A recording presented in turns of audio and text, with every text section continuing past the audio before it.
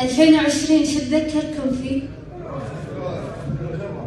بهالسنة الناس كلها تفكر بالمرض إلا دلال المقهوي بنت الكويت تفكر بالعشاق اللي كل واحد فيهم بديره شلون بيرتقون. تعبان شوق نص غنائي غنى النجم الكويتي حسن العطار والحان الملحن السعودي خالد ناصر الصالح، وقلت للشوق راحمني ولا حال دنياي، الله يعين اللي انحبس داخل البيت، عاشق ومغرم حيل وما هو بوياي، هو بالسعودية وانا بوسط الكويت.